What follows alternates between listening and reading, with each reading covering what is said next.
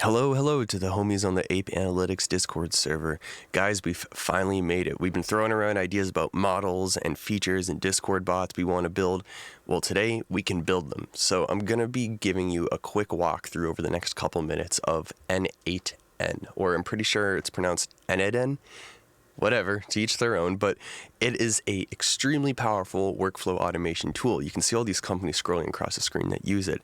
And we're gonna hop into our deployment in a second. It's gonna be a canvas style editor like you see here. There's different nodes that connect to different services, but ours is special. The reason why this has taken a little bit is over the past month, I've spent some time developing our own custom nodes for this framework into the source code so that for you all, it is very simple to, for example, click and drag a pre-built node that says, send a message to the Ape Analytics Discord server, and it will just work. You don't need to do a lot of configuration or stuff like this. But it's one thing to talk about it, it's better to see it. So let's hop right in and let's build a Discord bot. So anybody on the Discord server who's an admin can get full access to our custom enterprise level deployment of n8n, which is pretty neat that it's enterprise and it's custom, and you can access it at ape-flows.fly.dev. You are going to need your own username and password, but just let me know in the Discord server and I'll shoot you an invite link so you can set that username and password up. When you go to ape-flows.fly.dev, you can see in the left navigation we're in the workflows pane. That's kind of the default place that you get thrown into. I mean, what is a workflow, you might be thinking? How does that relate to Discord bots? How can I actually build one? Let's just hit this orange add workflow button and hop right in and build one. So when you hit that orange add workflow button, you're going to be thrown into n8n's editor canvas. We can start by adding our trigger, adding our first step. So I just want to manually trigger this so I can show you, like, for example, sending a message from n8n. So I can type in manual in this node explorer that comes up. I can search manual and click and drag manual trigger into the editor. So when I click test workflow, this trigger node is going to turn green, activate, and then instantiate the rest of what's about to happen. After I click test workflow, let's add another node, and I want to send a Discord message to the random channel on Ape Analytics. So we can go into the search nodes that pops up on the right here, and I'm just going to type in Discord. And you can notice that there are 3 Ape Analytics Discord nodes that pop up. These are custom nodes in our deployment that we've built for ease of use. And here is send message to Discord. So I can click and drag that functionality into the editor, and we have some options that pop up here. Now we can select the Discord guild, the Discord server. Of course, we want Ape Analytics.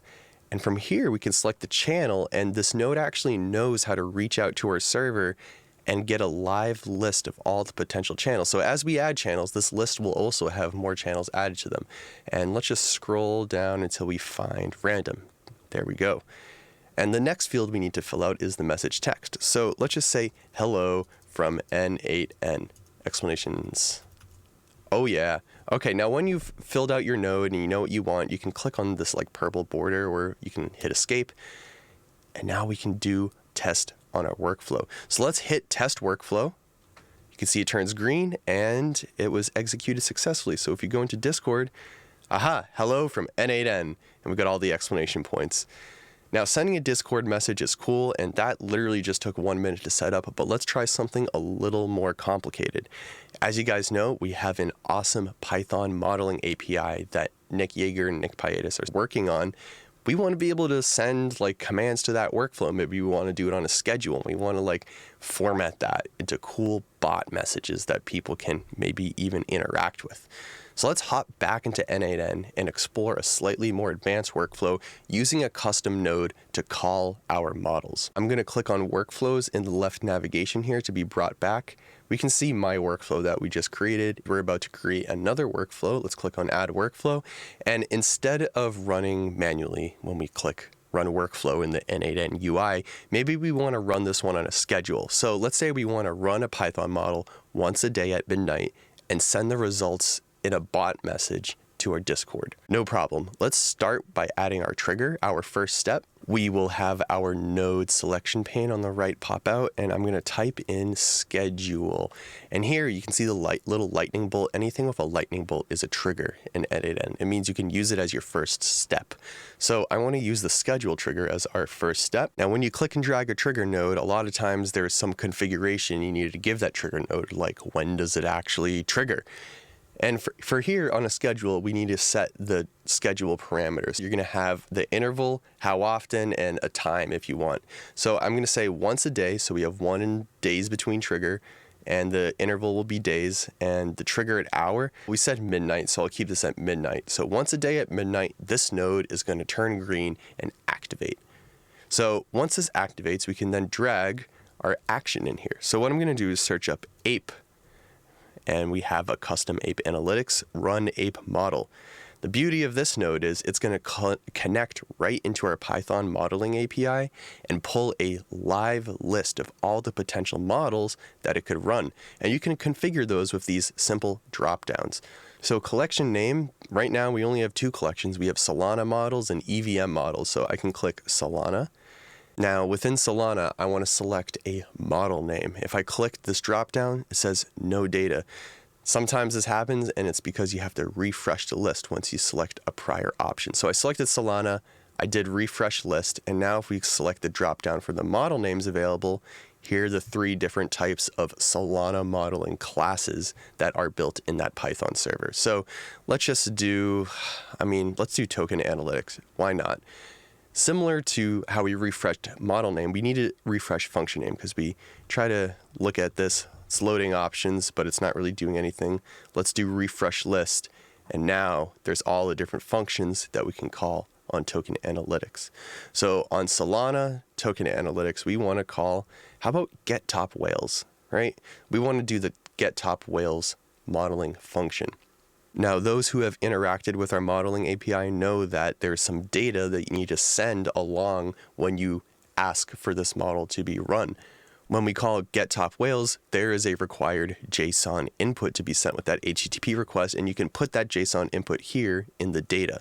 So I'm going to paste the one argument that we need to send along, and that is the mint address. And that should be it. Our run ape model node should now reach out to our Python modeling API and run the get top whales function for the Solana token analytics on this token, which is WIF, by the way. Now, one handy thing that you can do in n8n is when you're developing these workflows, you can either execute the previous node to see what type of data is coming in, or you can do this orange test step button to see what the current node that you selected does.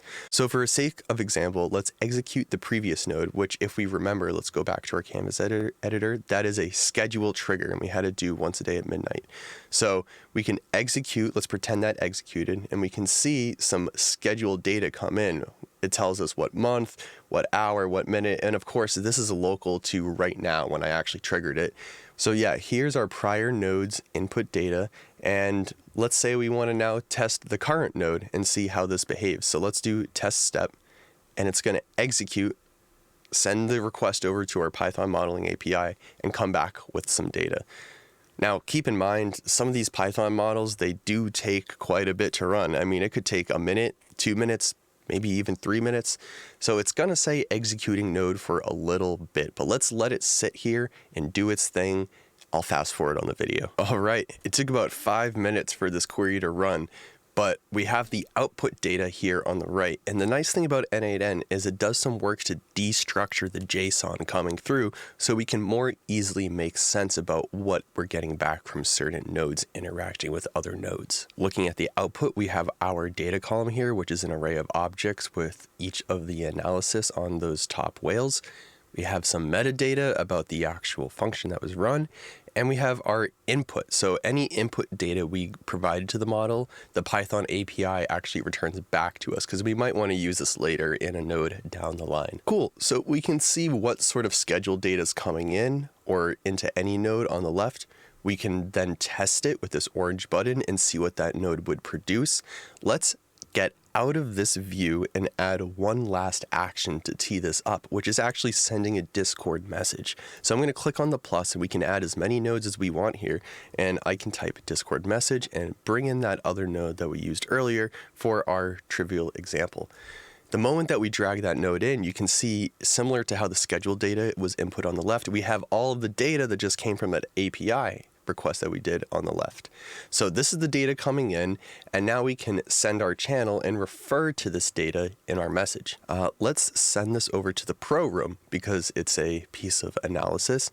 And now we can template our message text. So earlier when we sent some simple message text like this, we selected fixed because it's a fixed value that's not changing.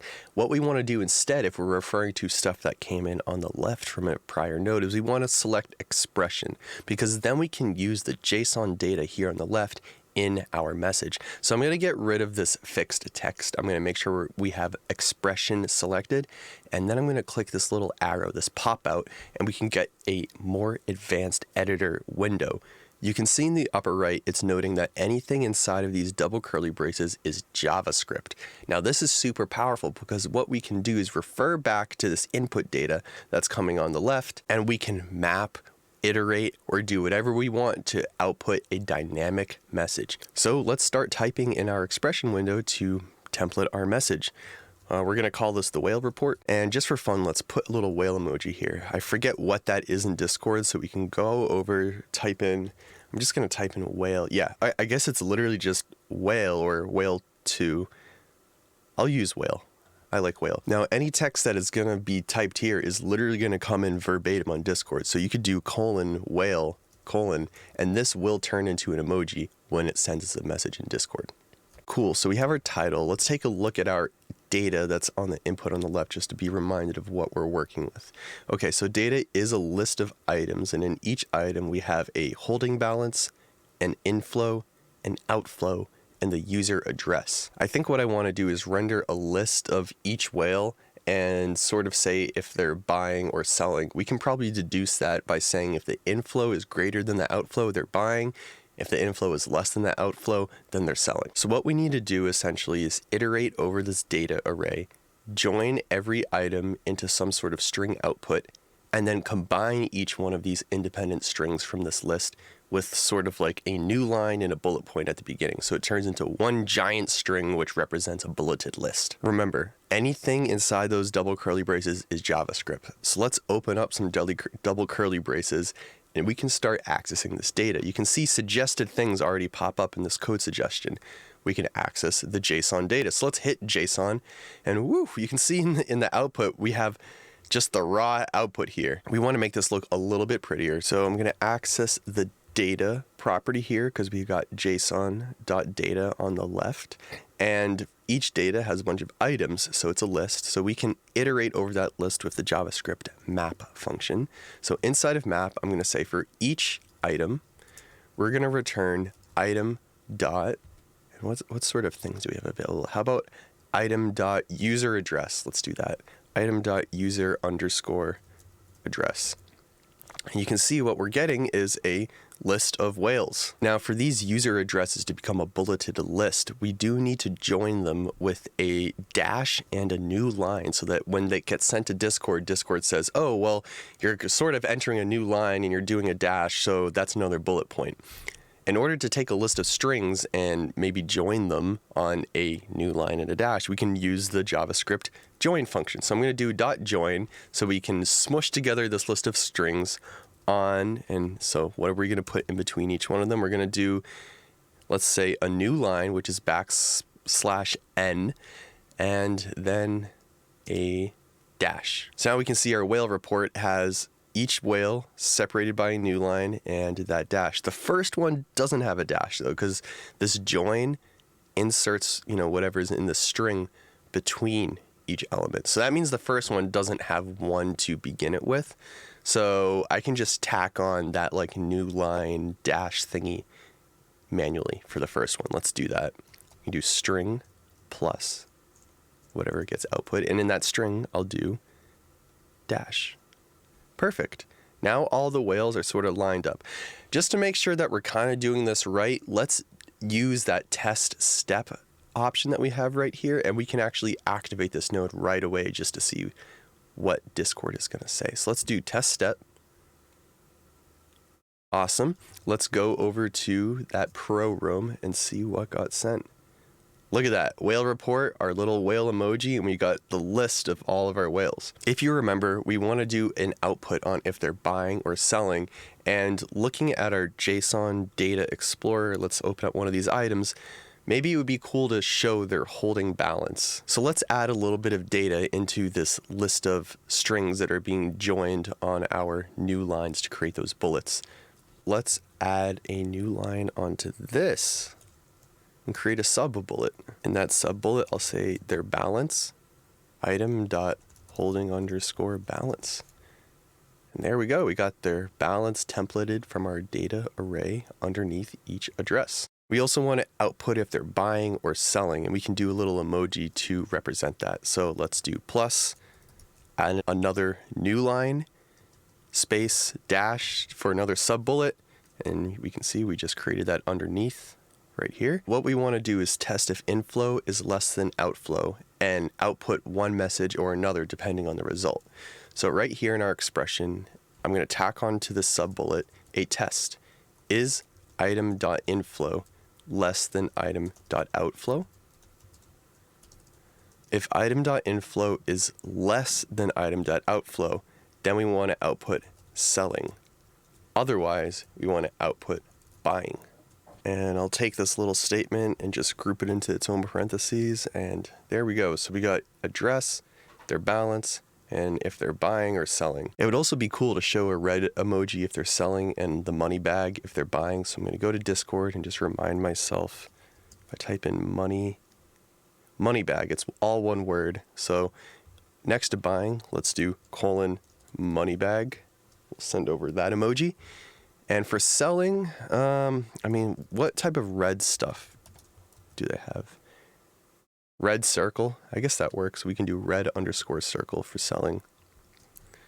Red underscore circle. Awesome. Okay, let's click out of this and do test step one more time to see what this outputs. And look at that, we got an error, problem in node. So this is where you're gonna see if something went wrong and we can actually see the error returned. There's some work that could potentially still need to be done if some errors don't make sense. So definitely speak up if you just don't know why something's erroring out. But most of the time, I have it wired up that the errors should pop up in the lower right here. So invalid form body must be 2,000 or fewer in length. So it looks like our Discord message that we're templating out here, it's just resulting out to be too long. I mean, look at all these whales. For each one of these whales, we're adding 3 extra lines. They're inflow or they're holding balance, and then if they're buying or selling, right? So maybe let's limit this instead of 30 or whatever whales. Let's do the top 10. So we can do JSON.data, and before we map over that array, let's shorten it. So we can do .slice 0, 10. So we're only going to get the first 10 elements in that array. I'll close out of this and let's try this step one more time. Awesome, it worked. And there's our beautiful whale report templated exactly as we expect. So exiting out of this, let's remind ourselves that our schedule trigger, if we click into it, is going to run once a day at midnight. It is then going to be connected to run ape model, which is going to run our token analytics get top whales with this mint address, which is WIF.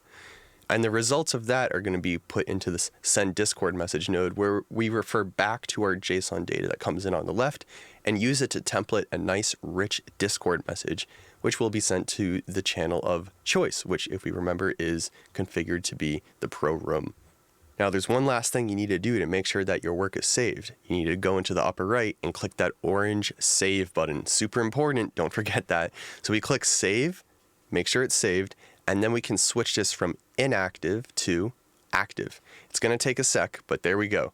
So now at midnight, this is going to run and you don't ever need to think about it again. And we have a new bot feature in our Discord. The possibilities are endless though. You could go to any of these, click and drag this and go to any other node. So if you click on actions in the app, if you want to explore other things, the possibilities are truly endless. Like look at these things. You could, for example, do something in Calendly or listen for a new Calendly event. I mean, let's search nodes and type in any, like Twilio. you could send a text message. We could offer sending text messages to people. Or even more exciting, we have advanced AI in n8n. So you can click on advanced AI and, for example, send a message to OpenAI. You could summarize something. Maybe you could hook in a AI agent and actually give it something like a calculator. See, there's different tools that you can provide to this AI agent. Let's click on tool, and we can do things like calculator, searching Wikipedia, throwing an equation into Wolfram Alpha. Your mind might start getting really excited too when you explore some of the other custom nodes that we have in our custom deployment of n8n here. For example, we can go into the Node Explorer, type in Discord, and one of our custom ape nodes is Discord Message Listener. This one's really cool because n8n actually doesn't support this. This was a custom integration that we had to build, but now you can drag in this Discord Message Listener and select a different channel. For example, let's do GM, or any channel for that matter. You could even do GM and OGs and brand ops. Listen for all of these channels and apply some listening filters. For example, when the message contains the words poop, then do something, and only do it when this. Or maybe we want to remove this and add a filter. It has to be from a particular user ID. Or maybe there's no filters and you want this workflow to run on every message indeed. And maybe you could take the contents of that message that the Discord message listener produces and send this over to the AI agent. There's different functionalities that you guys can hook up for reading from files such as CSVs or images. If there's an API or other service that you want to integrate with, n8n has a good chance of having it. Like heck, we can even grab live prices from CoinGecko. Click and drag that node in. You can get a coin, get many coins, get prices for a coin.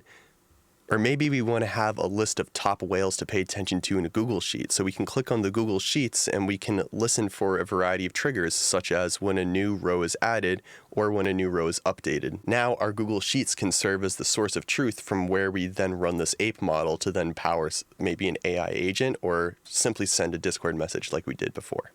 I am just super stoked to think about all the possibilities that are at our feet right now with how we can quickly iterate and build Discord bots. We can essentially just click and drag these nodes and connect them up to build a rich and engaging Discord experiences that connect to our other APIs out of the box.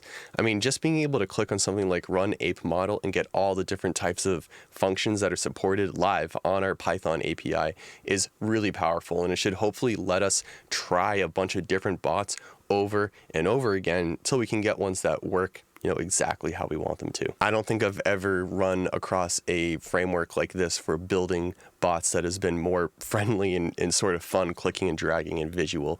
And the last thing I'll mention is that if you want to get ideas flown into your brain about how you can leverage this framework, you can always go to the n8n website, go to the bottom, and check out their workflow library. There's just people submitting dozens, hundreds of super cool and innovative ways that you can build these integrations super quickly, such as doing automated stock market analysis, such as analyzing Google Sheets, such as running over a PDF and sending an AI to then go over the results and structure it into some actually palatable JSON data that you can run models on. Whatever it might be, definitely check out this workflow template library and get your thoughts running. But hell yeah, let's build some cool shit. Later, guys.